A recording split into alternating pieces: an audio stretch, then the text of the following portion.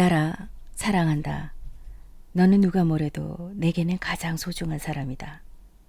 그 말은 곧 내가 어떤 선택을 하건 그 결과가 어떻던 간에 상관없이 나는 너를 지지한다는 뜻이다. 그러니 지금까지 네가 그랬듯 두려워하지 말고 앞으로 나아가렴. 해보고 안 되면 뭐 어떠니? 까짓것 쉬어가면 그만이다. 최소한 아무것도 시도하지 않는 바보는 아니니까 그것으로 된 것이다. 그러니 어떤 어려움이 닥치더라도 그냥 재미있게 살았으면 좋겠다. 나는 그런 너를 항상 응원할 것이다. 프롤로그 중에서. 안녕하세요. 파리의 책방에 오신 것을 환영합니다. 여러분들은 살면서 힘들고 지치는 순간이 오면 무엇에 의지하고 또 어떤 것들을 떠올리시나요? 때론 종교가 될 수도 있고 사람이 될 수도 있으리라고 생각되는데요. 저 같은 경우엔 정말 무언가에 대한 답이 떠오르지 않고 그저 막막하기만 할 때면 가끔 돌아가신 어머니를 떠올리며 이런 생각을 할 때가 있어요. 30살의 엄마는 어땠을까? 40살의 엄마는 어땠을까? 이렇게 말이에요. 오늘 소개해드릴 책은 저와 같은 자식의 마음을 마치 읽기라도 하듯이 엄마의 속 깊은 애정이 그대로 느껴지는 책인 것 같습니다. 네, 책 제목은 딸에게 보내는 심리학 편지이고요. 한성희 작가님이 쓴 메이븐 출판사 도서입니다. 40년간 정신분석 전문의로 일해온 작가가 어느 날 문득 딸이 공부를 위해 떠난 미국에서 남자친구를 만나 결혼하겠다고 했을 때 오랜 동안 진료실을 찾은 수많은 사람에게는 해주었지만 정작 30년을 키워온 딸에게는 미처 하지 못한 이야기들이 많다는 것을 깨닫고 이 책을 쓰기 시작하는데요. 특히 정신분석 전문의로서의 예리한 통찰력이 느껴지면서도 섬세하고 따뜻한 37가지의 심리학적 조언들로 이루어져 있습니다. 모두 소중한 이야기지만 오늘은 그중 몇 가지 이야기를 들려드릴까 합니다. 끝까지 시청 부탁드리고요. 구독과 좋아요는 좋은 영상을 만드는 데 많은 도움이 될 것 같습니다. 자, 그럼 저와 함께 책 속으로 들어가 보실까요? 첫 번째 이야기, 못된 딸이 되라. 내가 결혼하던 날 아침, 나는 한참 신부 화장을 하느라 분주한 너를 뒤로하고 거리로 나왔다. 머릿속에 주마등처럼 지난 세월이 스쳐 지나갔다. 고슴도치도 자기 새끼가 예뻐 보인다더니 너를 처음 본 날을 잊을 수가 없다. 어머, 얘 좀 봐. 혀도 있고 입술도 있고 있을 건 다 있네. 다른 애들도 다 가지고 있는 걸 마치 내 애만 그런 것처럼 호들갑을 떨었다. 그뿐이 아니었다. 한글을 금세 떼는 걸 보며 어머, 우리 딸 천재인가 봐 라는 생각을 했다. 정신과 의사라 다를 줄 알았는데 자기 자식 자랑하는 건 다른 부모랑 똑같네요. 라는 말을 들어도 나는 괴념치 않았다. 아니, 정말로 내 눈에는 세상에 너만큼 완벽하고 특별한 아이가 없는 것처럼 보였다. 그리고 내가 커서 훌륭한 사람이 될 것이라 믿어 의심치 않았다. 딸아, 미안하다. 그리고 고맙다. 너는 씩씩하게 잘 커주었고 내게 많은 기쁨을 안겨주었다. 때론 여느 모녀처럼 싸우기도 하고 사춘기 때는 속을 끓이기도 했지만 이젠 모두 행복한 추억이구나. 사실 지금 생각해보면 너에게 품었던 훌륭한 사람이란 무엇을 두고 한 말이었는지 나 자신도 잘 모른다. 모든 엄마가 그러하듯 엄마가 생각하는 너의 미래, 엄마가 생각하는 너를 만들어 가느라 너에게 쓸데없는 걱정과 부담을 안겨주었는지도 모를 일이다. 그러나 너는 엄마의 방향을 번번이 빗나갔고 중고등학교를 가고 대학교에 들어가고 미국에 유학을 가기까지 좌충우돌하는 가운데서도 너만의 길을 걸어갔다. 그 과정에서 나는 네가 걱정되어 잔소리를 하기도 했고 네가 하겠다는 것을 진심으로 말리기도 했다. 그럴 때마다 너는 왜 엄마는 응원해 주지는 못할 망정 하고 싶은 걸 못하게 하느냐고 따졌지. 가끔 내가 화가 나서 나한테 말도 걸지 않을 때면 내 속은 시커멓게 타들어가곤 했다. 사실 돌이켜보면 그것은 나의 욕심이었다. 내가 너의 앞날을 미리 생각해 두었는데 내가 그 길을 가야만 행복할 텐데 하고 단정한 나의 오만이었던 것이다. 그러던 어느 날 너는 나에게 말했다. 공부를 위해 떠난 미국에서 평생 함께 하고픈 남자를 만났고 그와 결혼하고 싶다고. 그러니 축하해 달라고. 거기까지는 괜찮았다. 하지만 앞으로도 그 사람과 계속 타국에서 살아야 한다는 사실을 알게 되었을 때 가슴이 덜컥 내려앉았다. 나는 내가 유학을 마치면 당연히 돌아와 곁에 있을 테고 결혼을 한다 해도 수시로 볼 수 있을 거라 생각했는데 이제 정말 너를 멀리 떠나보내야 하는 상황에 처한 것이다. 솔직히 사는 모습을 옆에서 지켜보는 것조차 허락하지 않는 내가 원망스럽기도 했다. 그러다 문득 그런 생각이 들었다. 어느새 내가 어른이 되었구나. 이제는 보내줘야 하는 거구나.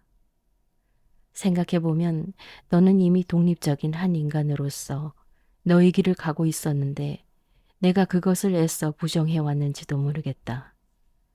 너를 내 품 안에서 계속 보살펴줘야 할 아이로만 바라보면서 말이다. 처음부터 너 하고 싶은 대로 해라 라고 말했어야 했는데 엄마가 부족했다.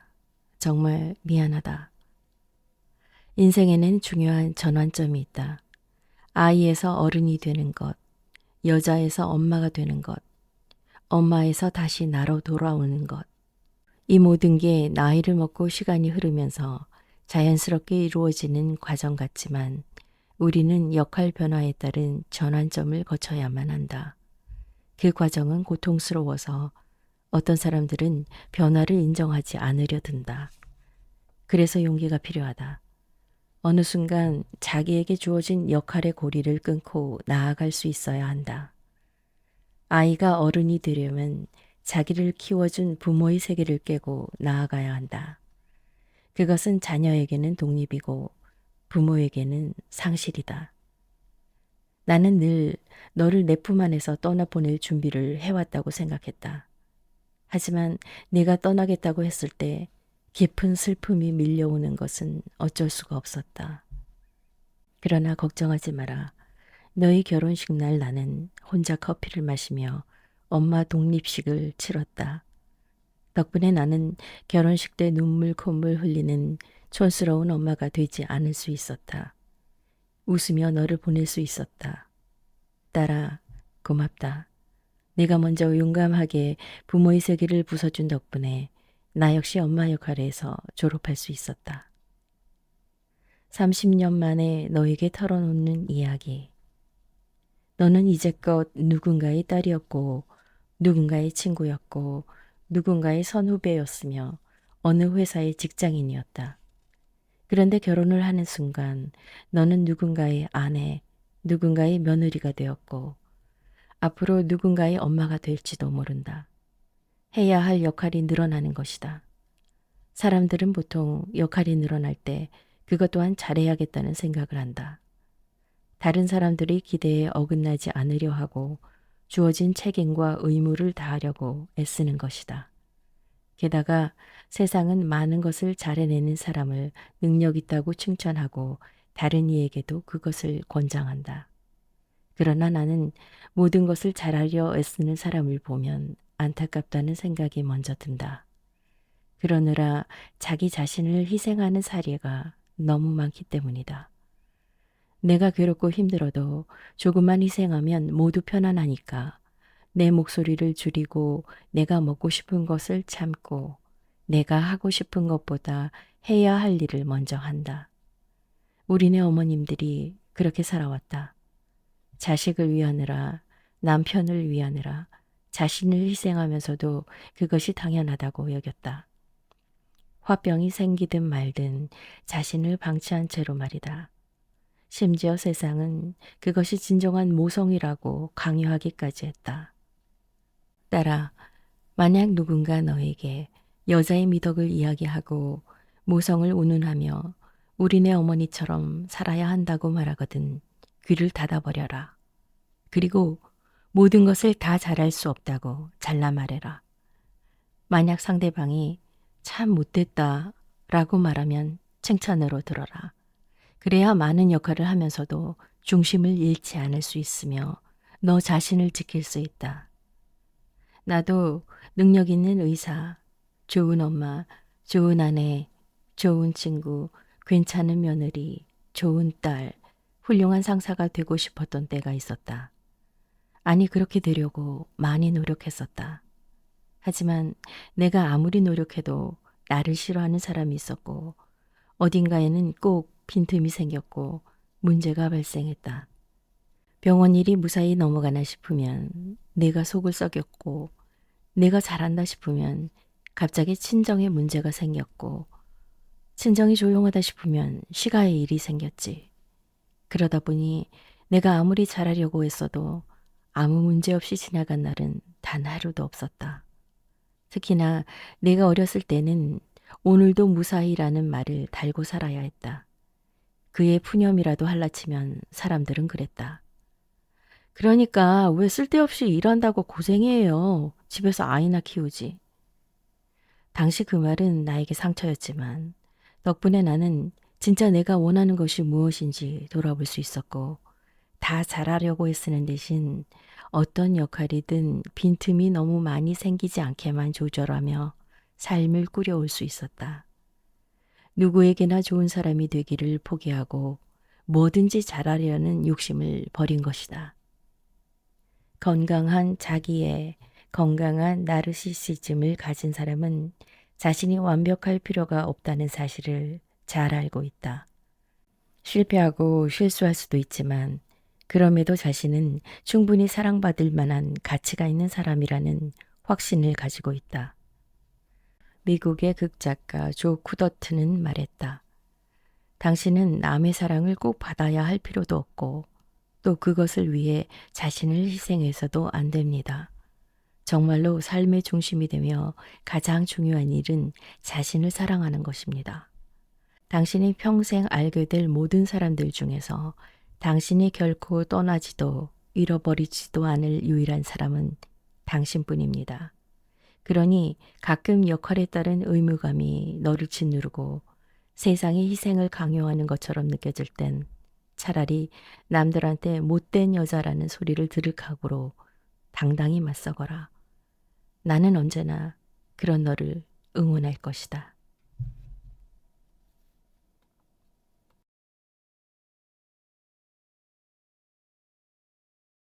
다음 이야기. 불안. 지금 불안하다면 인생을 잘 살고 있다는 증거다. 62세의 한 아주머니가 있었다. 남편은 여전히 꼬박꼬박 돈을 벌어오고 있고 아들, 딸은 다 잘 되었고 친구도 많고 교회에서 집사로 활동하면서 바쁘게 지낸다.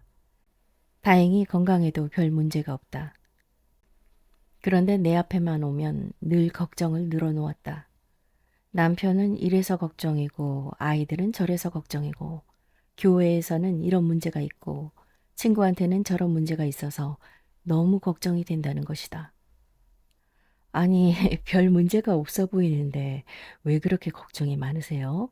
행복하게 잘 살고 계시는데. 아유, 그러니까요. 제가 행복한 거 맞겠죠?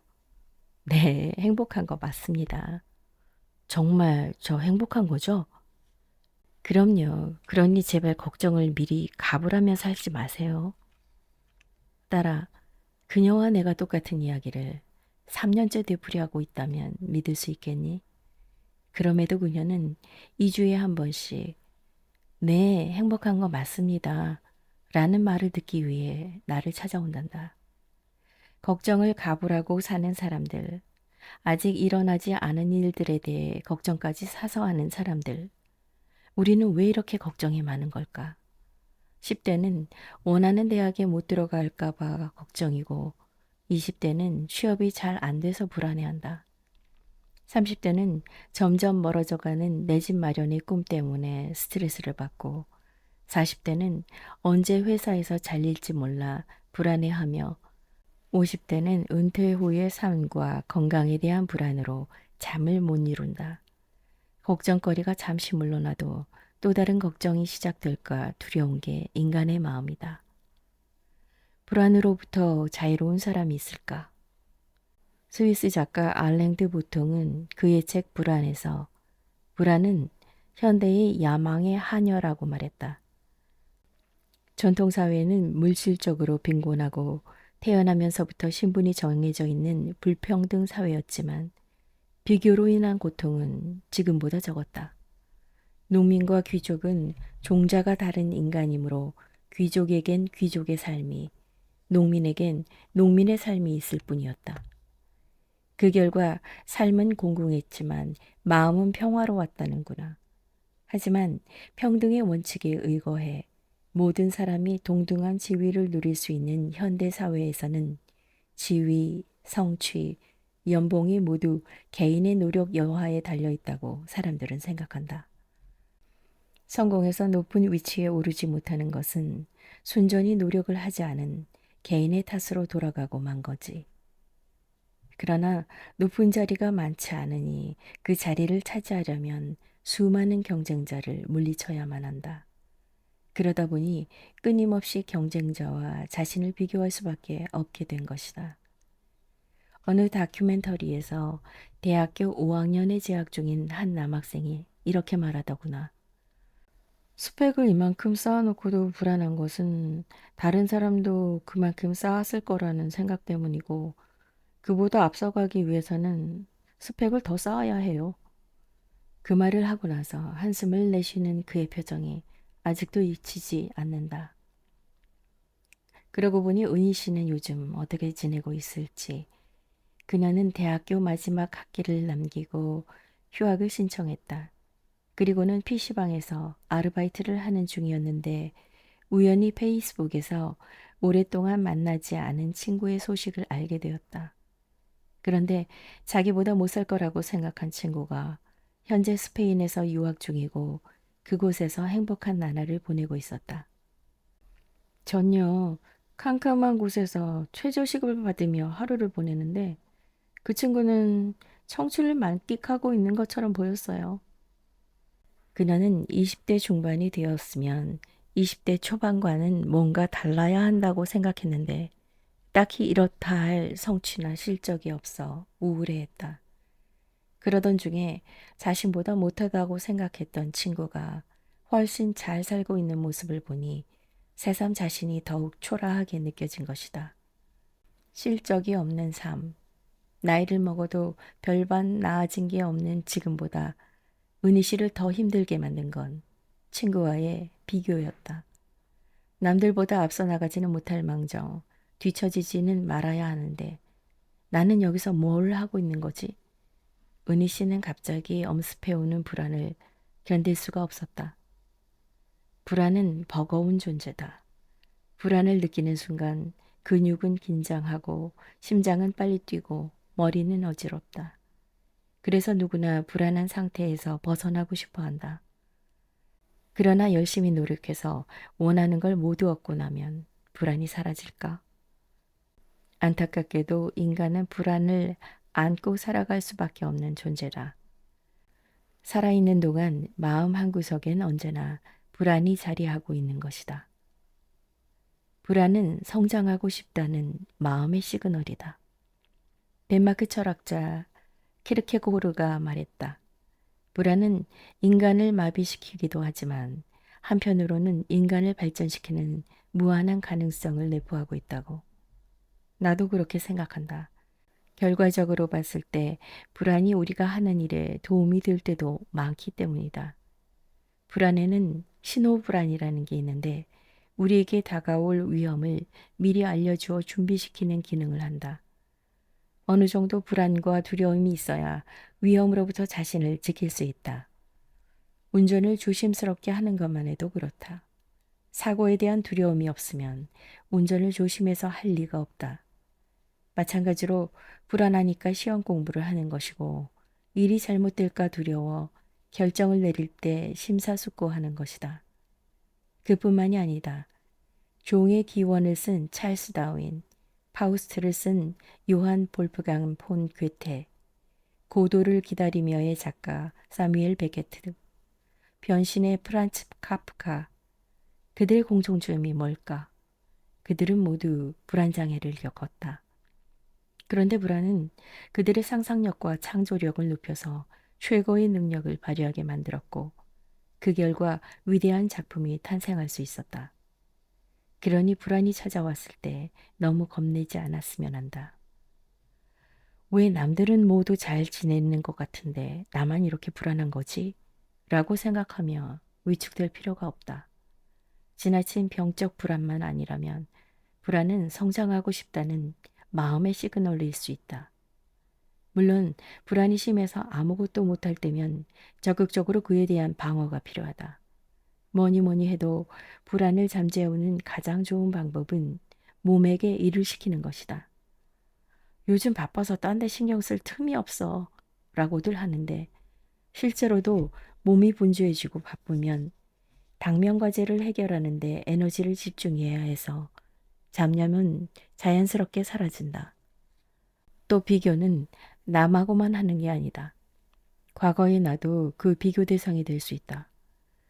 어제보다 조금 더 나아졌다면 그것도 훌륭한 성취라는 뜻이다. 이런 관점이야말로 비교에서 오는 불안을 잠재우는 좋은 방식이다. 관심의 초점이 내게로 옮겨지면 나라는 사람을 통째로 생각하게 된다. 비록 남들보다 못한 부분도 있지만 더 나은 부분도 있음을 알게 되면서 나에 대한 균형감을 갖게 된다. 그러면 다른 사람과의 비교에서 쉽게 흔들리지 않을 수 있다. 분석 철학자 토머스 나겔은 당신의 삶이 큰 의미를 가질 수 있는 방법은 다양하다. 전체로서의 당신의 의미를 설명하는 해석이 없다는 것은 문제다. 성공과 실패, 분투와 실망은 전체로서의 삶의 부분들에 불과하다고 했다. 우리가 타인의 행복, 일시적인 관심, 얻지 못한 욕망 등 부분에 일희일비하는 건 전체로서의 삶의 의미가 부재하기 때문이다. 비록 부분 때문에 흔들리더라도 전체로서의 나는 갖추고 있어야 한다. 그래야 풍랑이 와도 배가 뒤집히지 않는 법이다. 마지막으로 불안하고 걱정스러운 일들이 내 힘으로 도저히 어쩔 수 없는 거라면 그냥 그 일을 머리에서 지우는 것이 좋다. 우리가 하는 걱정의 대부분은 해결 불가능한 것들이다. 안 그래도 힘든데 그런 불안까지 안고 살아갈 수는 없는 노릇이다. 그러니 쉽게 해결할 수 있다면 당장 해치우고 그렇지 않다면 뒤로 제쳐두렴. 사실 나는 불안을 호소하는 사람보다 불안을 지각하지 못하는 사람이 더 걱정스럽다. 우울증에 걸린 사람들이 흔히 하는 말 중 하나가 제 미래가 하나도 궁금하지 않아요. 란다. 살아야 할 이유나 명분이 딱히 없기 때문에 욕망이 없는 것이고 욕망이 없기에 불안도 없는 것이지. 그럴 때면 사람들은 자살을 떠올린다. 그래서 나는 인간의 욕망이란 삶의 동기를 부여하는 힘이라고 생각한다. 인간을 살 수 있게끔 만들어주는 정신의 엔진이기 때문이다. 그러므로 가끔 사는 일이 불안해질 때면 그 신호를 밀어내기만 할 것이 아니라 그 소리에 귀 기울여 보는 태도가 필요하다. 불안하다는 건 어떻게든 성장하고 싶은 마음의 시그널이자 지금 인생을 잘 살고 있다는 증거니까.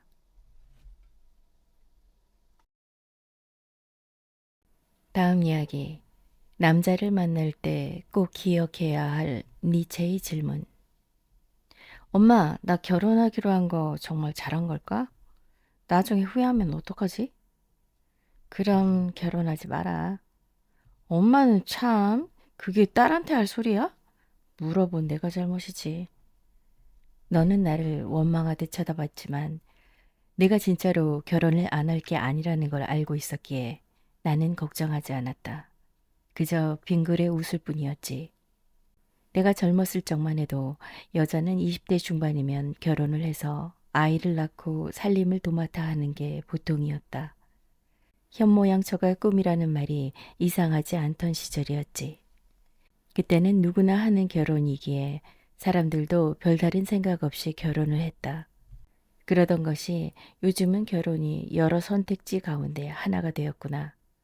그래서 결혼을 하거나 하지 않는 이유도 결혼을 한다면 그 방식과 사는 모습도 다양해졌다. 그만큼 결혼이라는 것에 대해 각자 구체적인 그림을 그리고 있다는 의미겠지. 그런 세상에 결혼에 대해 운운하는 것이 무슨 필요가 있을까마는 이상하게도 부부 문제로 병원을 찾는 사람들의 숫자는 점점 늘어나고 있다. 나이 든 부부만이 아니다. 오히려 젊은 부부들의 발길이 늘었다. 그들은 결혼에 무엇을 바랬고 무엇에 실망했기에 나를 찾아왔을까?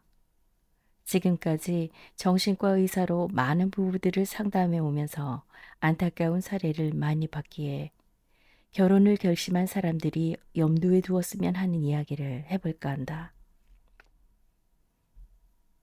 결혼은 인생의 도피처가 될 수 없다.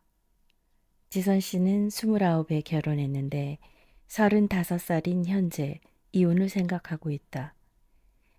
남편이 바람을 피운 것도 아니건만 남부럽지 않은 월급을 꼬박꼬박 가져다 주니까 같이 살고 있을 뿐이라는 그녀는 마치 물기가 바싹 마른 원목 같았다.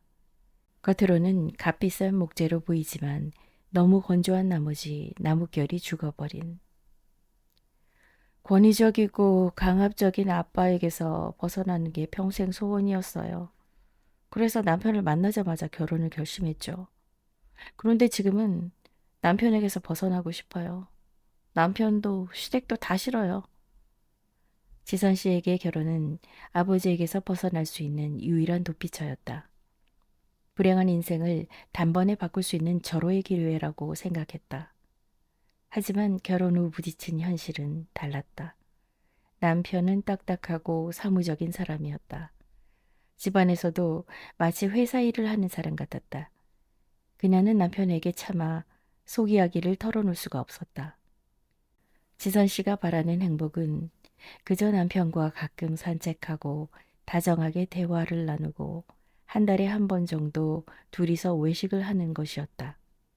누가 봐도 큰 것을 바라는 게 아니니까, 지극히 소박한 소원이니까 당연히 그 소원이 이루어질 줄 알았다.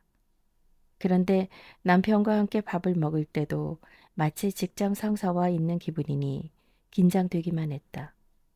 경제적으로는 남부러울 게 없는 결혼이었지만 정작 그녀의 결혼 생활에 행복을 담보할 콘텐츠는 어디에도 없었다. 예쁜 공원이 있는 값비싼 아파트에 산다고 해서 그 공원을 산책할 기회가 저절로 생기는 것은 아니다. 아파트는 물리적인 조건일 뿐 아내와 산책하는 남편은 또 다른 문제였던 것이다. 사실 지선 씨는 남편이라는 지붕 밑에서 비를 피하고 싶었을 따름이다. 그러나 세상의 모든 지붕은 조금씩 누수가 있다. 바람은 막아도 비는 막지 못하는 지붕이 있고 비바람은 막아도 폭염을 막지 못하는 지붕이 있다.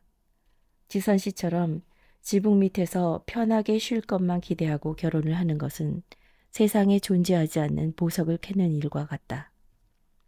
경제적으로 든든하고 정서적으로도 돈독한 남자와 미래를 꾸려나간다면 얼마나 좋을까. 그런데 경제적인 문제에 대해서는 꼼꼼히 따지면서도 정서적인 부분은 안일하게 생각하는 경향이 있다. 그저 마음 맞는 사람과 만나면 자연히 행복해지겠거니 나를 사랑해주는 남자라면 당연히 잘해주겠거니 여기는 것이다. 그렇다면 욕심도 한 단계 낮추면 좋으련만 결혼 후 더 이상 따뜻하고 다정하지 않은 남자 때문에 속을 끓인다. 공주처럼 모시고 살겠다는 말을 다 믿은 건 아니었지만 내가 사랑한 그 사람이 맞나 싶을 정도로 변해가는 그 남자에게 실망해 화가 나는 것이다. 그렇게 마음속 응어리가 쌓이기 시작하면 어느 순간 돌이킬 수 없는 지경에 이르기도 한다. 그러나 남녀 간의 정서적인 부분도 경제적인 문제만큼이나 시간과 노력을 필요로 한다. 연애 초기 뜨거웠던 사랑이 식어가는 자리를 부부 둘만의 재미와 의미로 채워나가야 하는 것이다. 문제는 그 콘텐츠를 아무도 알려주지 않는다는 데 있다. 오히려 돈 문제라면 얼마가 부족하다는 식으로 정확히 계산이 떨어진다. 그러나 부부 사이의 정서적 콘텐츠는 오직 두 사람만이 지지고 볶으며 쌓아나갈 수밖에 없다. 사실 사람들이 아무리 결혼해서 살아가려면 돈이 제일 중요하다고 해도 마음속으로는 끈끈한 애정으로 결합된 관계를 원한다는 걸 나는 안다. 오히려 결혼 문제라면 옛날 사람들이 더 심플했을는지도 모른다. 옛날에는 집안 어른들이 정해주는 남자와 얼굴도 모르는 채 신접살림을 차려야 했으니까. 하지만 오늘날 사람들은 가정을 단순한 경제 공동체가 아닌 사랑과 우애로 맺어진 행복의 공동체로 생각한다. 그렇다면 달라진 사고만큼 더 노력을 기울여야 한다. 경제 문제로 머리를 굴리는 만큼 사랑도 가꾸고 보살펴야 한다. 치열하게 싸울 수 없다면 결혼하지 마라. 30년 동안 서로 다른 삶을 살아온 남녀가 함께 산다는 게 쉬운 일은 아니다. 사소한 습관부터 내면의 상처, 콤플렉스까지 대면해야 하는 일이 부지기수다. 그러다 보니 어렵고 힘들 때도 있지만 둘 사이에 생기는 문제를 회피하지 않고 해결해 보려는 노력이 모여 그들만의 콘텐츠가 된다는 건 확실하다. 그래서 결혼을 앞둔 사람들에게 나는 딱 3일만 스스로에게 질문을 해보라고 말한다. 첫째 날에는 이 남자와 대화가 되는가? 둘째 날에도 이 남자와 대화가 되는가? 셋째 날에도 이 남자와 대화가 되는가? 철학자 니체는 결혼할 때 자신에게 질문을 던져라. 다 늙어서도 그와 대화를 잘할 수 있겠는가? 결혼해서 그 외의 것들은 다 일시적인 것들이다. 라고 말했다. 결혼 생활은 연애와 다르다. 연애가 하늘의 별도 달도 다 따주고 싶은 달콤한 관계라면 결혼은 매일같이 해결해야 할 게 많은 파트너 관계다. 결혼하는 순간 시가와 처가 문제, 자녀 계획, 교육 문제, 돈 관리, 가사 분담, 음주 습관, 하다못해 양말을 벗어놓은 요령과 변기 사용 후 물을 내리지 않는 습관까지 연인 관계에서는 생각지도 못했던 일상의 수많은 문제에 직면하기 때문이다. 그러다 보니 결혼 초반엔 부부싸움이 밥 먹는 횟수만큼 잦아지기 마련이다. 엄마도 그랬다. 20대 후반에 같은 학교 동창이던 너희 아빠를 만나 후딱 결혼이란 걸 해버렸으니 오죽했을까. 그런데 정말 다행인 건 네 아빠나 나나 싸움을 피하지 않았다는 것이다. 싸우지 않기 위해 노력한 게 아니라 잘 싸우기 위해 애쓰다 보니 어느 순간 그런 생각이 들더구나. 내가 참 괜찮은 남자랑 살고 있다는. 왜냐하면 무조건 아내 말을 따르거나 싸움 그 자체를 회피하는 남자는 아내에게 짐만 안겨줄 수 있기 때문이다. 반대로 문제와 상관없이 벌컥 화부터 내는 사람은 아내에게 상처만 줄 수 있다. 커뮤니케이션 전문가 더글러스 스톤은 대화의 심리학이라는 책에서 흔히 감정적으로 되는 것과 감정을 분명하게 표현하는 것을 혼동하는데 그것은 서로 다르다. 감정적으로 되지 않고도 감정을 잘 표현할 수 있는가 하면 아무것도 표현하지 못하면서 극도로 감정적이 될 수도 있다고 말했다. 대화가 되는 남자는 자신의 감정을 잘 표현하면서 아내의 감정을 이해해 보려는 사람이다. 그러니 결혼이란 게 미친 듯이 싸울 수밖에 없는 거라면 나랑 잘 싸울 수 있는 남자를 선택하자로 마음을 바꿔보는 건 어떨까? 건강하게 싸울 수 있는 것도 능력이다. 미국의 작가 헬렌 롤런드는 결혼 전의 남자는 당신을 섬기기 위해 목숨까지 내놓겠다고 선언한다. 그러나 결혼 후 그는 당신과 얘기하기 위해 신문조차 내려놓지 않는다. 라고 했다. 그래서 나는 너와 싸우기 위해 신문과 리모컨을 내려놓을 수 있는 남자와 결혼했으면 했다. 치열하게 싸우는 것이야말로 부부가 한 방향을 보고 나아가기 위해 꼭 필요한 일이니까. 다행히 너는 그런 남자를 만난 것 같아 마음이 놓이는구나. 딸아, 그럼에도 부부싸움을 처음 하는 날은 많이 외로울지도 모르겠다.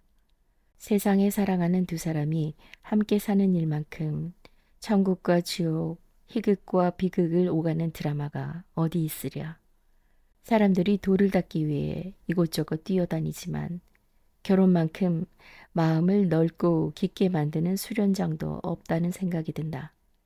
그러니 부부싸움을 하고 나서 외로운 날에는 용감하게 그 수련의 세계에 뛰어들었다고 생각하렴. 그리고 더 노력해라. 다시금 남편과 잘 싸우기 위해서 말이다. 다음 이야기. 혼자 있는 시간을 가지면 인생의 많은 문제가 해결된다. 전화했었는데 안 받더라. 많이 바빴니? 휴대폰이 꺼져 있는 걸 몰랐어, 엄마. 미안. 가끔 네가 나한테 그렇게 말할 때가 있었다. 정말로 휴대전화가 꺼져 있던 때도 있었지만 나는 알고 있었다. 내가 혼자 있고 싶어서 일부러 전화를 받지 않았다는 사실을. 내가 괜히 걱정할까봐 휴대전화 핑계를 댔다는 사실을 말이다. 그래서 나는 네가 그런 말을 할 때는 아무것도 묻지 않고 그냥 너를 내버려 두었다. 누구나 그럴 때가 있다는 걸 아니까. 그러다 보면 네가 먼저 나한테 전화해서 말했지. 엄마, 저녁 때 시간 돼? 나 맛있는 거 먹고 싶어.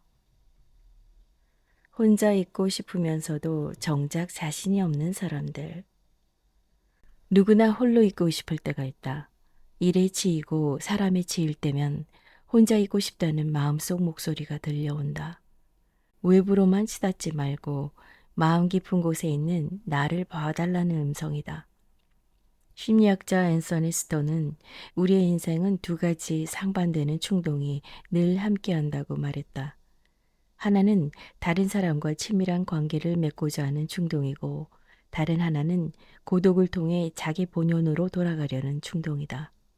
삶의 균형을 이루기 위해서는 두 가지 충동 모두에 귀를 기울여야 한다. 인생이란 이 두 가지 욕망이 씨줄과 날줄처럼 얽혀 있는 것 같다. 사회생활은 돈을 벌고 사람을 만나고 사회적 성취를 이루면서 삶을 풍요롭게 만든다. 하지만 자기 자신과 대면하는 시간 없이 바쁘게 사회생활에만 몰두하면 우리 마음은 금방 고갈되어 버린다. 우리 안에는 그 누구도 건드릴 수 없는 내면 세계가 있다. 여성운동가 엘리자베스 스탠턴은 우리가 자기 자신이라고 부르는 내적 존재는 어떤 남자의 눈이나 손길도 어떤 천사의 눈이나 손길도 꿰뚫지 못한다 라고 말했다. 즉, 내가 그것을 돌보지 않으면 그것은 버려진 논밭처럼 황폐해질 수밖에 없는 것이다. 다행히 우리는 쉼없이 바쁘게 살다가도 어느 날 문득 휴식을 바라게 된다. 바쁜 일만 끝나면 아무도 없는 곳으로 여행을 떠나야지. 그동안 못 본 드라마도 몰아서 볼 거야. 쌓아둔 책도 읽어야지. 아니, 그냥 아무것도 안 하고 하루 종일 빈둥거릴 거야. 누구나 때때로 이런 다짐을 한다. 홀로 있음으로써 분주한 생활로 지친 몸과 마음을 회복시키고자 하는 것이다. 그런데 어쩌다 혼자 있는 시간이 생기면 즐거운 마음도 잠시 익숙한 불안이 슬금슬금 다가온다. 그동안 미뤄온 영어 공부도 해야 할 것 같고 운동도 시작해야 할 것 같고 학원에 다녀야 할 것 같다. 그래서 다시 다이어리를 꺼내 시간을 쪼개고 계획을 세우고 체크리스트를 만든다. 하다못해 스마트폰을 꺼내 뉴스를 검색하고 쇼핑을 한다. 이처럼 우리는 혼자 있는 시간을 갈구하지만 혼자 있는 법은 제대로 알지 못한다. 막상 혼자 있게 되면 그 시간을 아무것도 하지 않는 비생산적인 시간으로 받아들인다. 그래서 혼자 있는 동안에도 나 자신을 만나려 하기보다 또다시 무언가를 하려 든다. 혼자 있는 시간을 방해하는 것은 그뿐만이 아니다. 우리는 혼자 있는 시간을 고독이나 외로움과 연결시키며 부정적으로 바라보는 경향이 있다. 그러나 하버드 대학교의 종교 철학자 폴 틸리히에 따르면 외로움에는 두 가지가 있다고 한다. 혼자 있는 고통이 loneliness라면 혼자 있는 즐거움은 solitude다. 둘 다 고독이라고 번역되지만 그 의미는 완전히 다르다. 솔리튜드란 혼자 있는 시간에 나만이 들어갈 수 있는 내적 공간을 적극적으로 가꾸어 보다 창조적인 상태로 도약하는 것이다. 그러므로 혼자 있는 시간을 잘 활용하면 많은 것을 얻을 수 있다. 그리고 혼자 있을 수 있는 것은 자아 능력이다. 영국의 정신분석가 도널드 위니캇은 아이의 정서적 욕구에 적절한 반응을 제공하는 어머니와 함께할 때 아이는 점진적으로 혼자임을 견뎌내는 능력을 발전시킬 수 있다고 했다. 그러므로 혼자 있을 수 있는 것은 관계를 맺는 능력만큼이나 성숙도를 측정하는 중요한 기준이 된다. 또 혼자임을 수용하는 태도는 타인과의 관계를 배제하는 것이 아니라 오히려 친밀한 관계를 강화한다. 혼자임을 기꺼이 즐길 줄 아는 사람은 진정 자기 자신과 연결될 수 있는 사람이고 또 그런 사람만이 타인을 파괴하지 않고 질식시키지 않은 채 건강한 관계를 맺을 수 있기 때문이다. 고독한 사람을 내버려 둬라. 그는 지금 신을 만나고 있다. 따라 나는 정신과 의사로 일하면서 다양한 문제로 고통을 겪는 사람들을 많이 만났다. 뒷바라지를 열심히 했지만 말 안 듣고 반항하는 자식 때문에 마음을 다친 엄마, 남자친구에게 헌신했지만 버림받고 상처 입은 여대생, 사회적 인정을 받기 위해 쉬지 않고 일했지만 퇴직 후 갈 길을 잃어버린 중년 남성까지 이들이 가지고 온 문제는 모두 달랐지만 그 원인은 같았다. 자기 내면을 소홀히 했다는 것이다. 내면이 밑빠진 독처럼 뚫려 있으면 아무리 열심히 채워 넣어도 결국 공허함을 느낄 수밖에 없다. 그리고 공허함은 자신뿐만 아니라 다른 사람까지 피폐하게 만든다. 혼자 사는 즐거움의 저자 사라 벤 브레스낙은 미국 주요 일간지를 거치며 25년간 활발하게 활동한 기자였다. 그러던 어느 날 홀로 산책을 하다가 불현듯 정말 하고 싶은 일을 하겠다고 결심한 뒤 모든 사회적 성취를 뒤로하고 전업작가가 되었다. 그녀는 인생은 결국 혼자 떠나는 여행이라며 자신을 돌보는 일에 소홀한 사람들을 향해 이렇게 말한다. 당신은 현재 누군가의 자녀이거나 누군가의 부모일 것이다. 누군가의 배우자이거나 누군가의 형제 자매일 것이다. 이 모든 혈연 관계에서 자유로운 독신이라고 할지라도 당신은 여전히 사회관계 속에서 누군가의 상사이거나 부하이고 누군가의 선배이자 후배다. 그 밖에도 당신의 인생에 관여하는 관계는 수없이 많다. 이 수많은 관계 속에 살아가면서도 당신은 문득 외롭고 쓸쓸하다. 왜일까?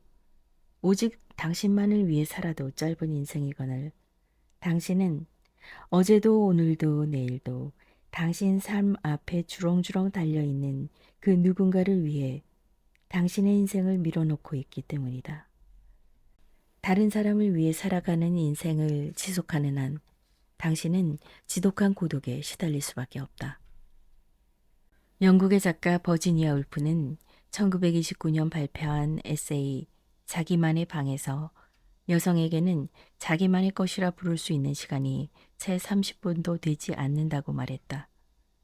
요즘 여성들은 버지니아 울프가 살던 시절의 여성들보다 진취적이고 자유로운 영혼을 가지는 듯 보이지만 속을 들여다보면 큰 차이는 없어 보인다.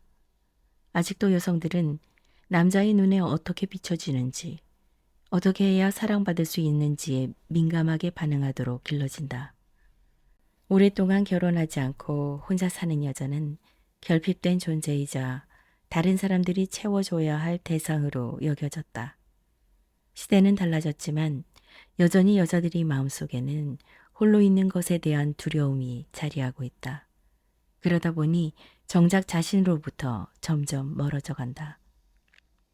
1950년대에 출간된 내 이름은 삐삐 롱스타킹의 주인공 삐삐는 혼자 사는 아이다. 삐삐는 상상력이 이끄는 대로 자유롭게 살아간다. 웬만한 어른보다 힘이 세서 경찰관도 당해낼 수 없었고 자고 싶을 땐 자고 뒤로 걷고 싶으면 뒤로 걸었다. 천방지축 삐삐를 보고 어른들은 말을 안 듣는다고 혀를 끌끌 찼지만 삐삐는 관습에 얽매이지 않았던 만큼 세상을 흥미로운 곳으로 보고 타인에 대해서도 너그러웠다. 누군가를 위해 희생하는 데서 오는 박탈감이 없었기에 자기가 누린 만큼 베풀 줄 알았다. 나는 가끔은 삐삐처럼 살아봐야 한다고 생각한다. 눈치 보지 말고 오로지 나를 위해서만 살아보는 시간들이 반드시 필요하다. 혼자 있는 시간에 마음속을 들여다보고 그 마음이 시키는 대로 한번 살아봐야 한다. 그래야 인생에 후회가 적다.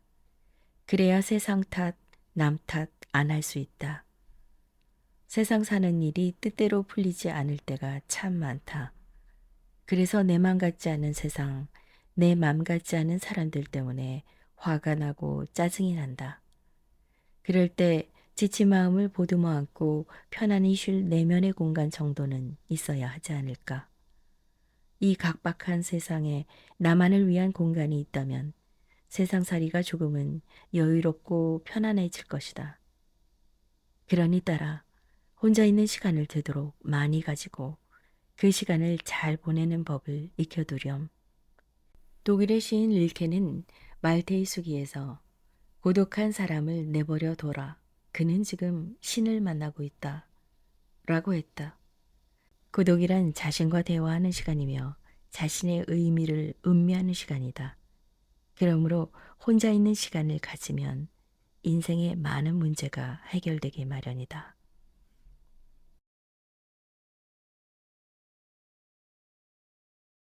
다음 이야기.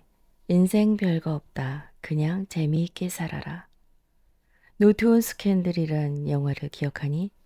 주디 덴치가 열연한 50대의 외로운 올드미스 바바라 코벳이 주인공인 영화였는데 지금도 기억에 남는 장면이 하나 있다. 바바라가 동료 교사에게 이렇게 고백했지. 어렸을 때 난 나에 대한 환상이 있었어. 이 세상에서 중요한 사람이 될 거라고 꿈꿨지. 하지만 언젠가는 주제를 알게 되는 법. 내 인생을 혼자서 끝나게 될까봐 두려워. 남들에게 외로움을 들키기는커녕 워낙 깐깐하고 지독하게 행동했던 주인공이 던진 대사여서 그런지 그 말이 마음에 꼭 박혔다. 내 인생이 끝나는 날 나는 과연 무엇을 후회하고 무엇을 아쉬워할까? 순간 어머니가 떠올랐다. 지금은 내 곁에 없는 어머니가 말이다. 너희 외할머니가 나에게 알려준 한 가지. 너도 알다시피 내 어머니는 6.25 전쟁을 겪었고 남편을 먼저 떠나보내고 30여 년 동안 홀로 외로이 사셨다. 젊어서는 6명의 아이를 키워내느라 새벽부터 잠들 때까지 아이들 뒤치다거리에 한시도 쉴 틈이 없었지. 하지만 어머니는 힘든 내색을 한 번도 하지 않으셨다. 그래서인지 내게 남아있는 어머니에 대한 기억은 질경이처럼 끈질기고 강인한 생활력, 지칠 줄 모르는 생명력 같은 것들이다. 나는 외모도 그렇고 성격도 그렇고 어머니보다는 아버지를 더 닮았다고 생각했더랬다. 하지만 평소 심장이 안 좋으셨던 어머니가 몇 해 전 병치레 끝에 조용히 숨을 거두시고 난 뒤 남편이 내게 말했다. 당신은 장모님을 참 많이 닮았다고. 힘들다 하면서도 계속 뭔가를 하고 있고 또 새로운 뭔가를 시도하려는 모습이 어머니로부터 물려받은 게 아니냐고. 그러고 보니 나도 모르게 어느샌가 어머니를 닮아 있었다. 어릴 때는 늘 자식들을 위해 희생한다고만 생각했던, 그래서 나는 다르게 살리라 여겼던 어머니의 삶이 다시금 새롭게 다가왔다. 생각해보면 어머니도 그런 삶을 꿈꾸지는 않았을 것이다. 하지만 전쟁과 가난 속에서 남편을 먼저 보내고 홀로 자식들 뒷바라지를 하느라 강해질 수밖에 없었을 것이다. 그럼에도 어머니는 불평이나 하소연을 하지 않으셨고 늘 삶을 긍정적으로 바라보셨다. 내가 어릴 때 너를 키워주기도 했던 내 어머니는 내가 힘들다고 투덜댈 때마다 그렇게 말씀하셨다. 인생 별거 없다. 재미있게 살아라. 어쩌면 어머니는 살수록 어려운 게 인생이지만 그럴수록 삶의 재미를 놓치지 말아야 한다고 강조하셨던 게 아닐까. 무슨 일이 있어도 삶에 대한 호기심을 잃지 마라. 채 10살이 안 되었는데도 삶의 흥미를 잃어버린 아이들이 있다. 그들의 부모는 말한다. 우리 애가 IQ는 125인데 공부는 40명 중에 35등 하고 있고 꿈도 없대요. 그래서 아이를 치료해달라고 병원에 데려오는데 그 아이는 정작 시큰둥하다. 좋아하는 것도 없고 하고 싶은 것도 없고 되고 싶은 것도 없기에 학교에 가서도 시큰둥, 집에 가도 시큰둥이다. 삶의 재미를 잃어버리면 하루하루가 그저 견디는 날일 수밖에 없다. 엄마 아빠가 잔소리하니까 움직이고 선생님이 뭐라고 하니까 움직이는 로봇에 지나지 않게 된다. 모든 인간은 엄청난 호기심과 삶을 향한 에너지를 안고 이 세상에 태어난다. 그래서 아이는 무엇이든 궁금해하고 잠시도 쉬지 않고 세상을 탐험하려 한다. 뭐든 만져보려 하고 깨물어 보려 하고 맛보려 하는 것이다. 그렇게 아이는 무한한 호기심으로 세상을 배워나간다. 그런데 무리한 교육과 선행학습, 지나친 경쟁의식은 아이로 하여금 삶에 아무런 재미를 느끼지 못하게 만든다. 지친 사람은 어른이나 아이나 할 것 없이 쉬고 싶어 한다. 아무것도 하고 싶지 않은 것이다. 그 상황에서 새로운 것을 하고 싶다는 의욕이 생길 리 만무하다. 내가 가장 좋아하는 논어의 한 구절이 있다. 아는 것은 좋아하는 것만 못하고 좋아하는 것은 즐기는 것만 못하다. 그만큼 즐기면서 하는 사람은 그 누구도 당해낼 수 없다. 그 에너지야말로 삶을 이끌어가는 강한 원동력이 되기 때문이다. 나이가 들수록 책임져야 할 것들과 해야 할 일들이 늘어난다. 빠르게 변하는 시대를 따라가기 위해 배워야 할 것들도 점점 많아진다. 그러면 누구나 삶의 무게에 지치게 되고 새롭게 배우는 것 또한 스트레스가 되고 만다. 그럴수록 삶에 대한 호기심을 놓지 않고 재미있게 살기 위해 애써야 한다. 무엇이든 기꺼이 즐겁게 행하기 위한 방법을 마련해야 한다. 그래서 어머니도 나에게 재미있게 살라는 말씀을 하신 게 아닐까 싶다. 딸아, 나는 너에게 나중에 어떤 엄마로 기억될까? 바라건대 나는 너에게 멈춰 있지 않고 계속해서 성장하려 했으며 순간순간 재미있게 생동감을 지니려고 애썼던 사람으로 기억되었으면 좋겠다. 인생에서 한 번 지나간 순간은 두 번 다시 오지 않는다. 그래서 그 소중한 시간을 불평이나 한탄으로 날려버리는 것만큼 미련한 것은 없다. 그리고 남들을 이기거나 남들에게 지려고 태어난 것이 아니기에 내 몫만큼 행복하게 살면 그만이다. 그러니 따라 할머니 말씀처럼 삶 속에서 재미를 놓치지 말아라.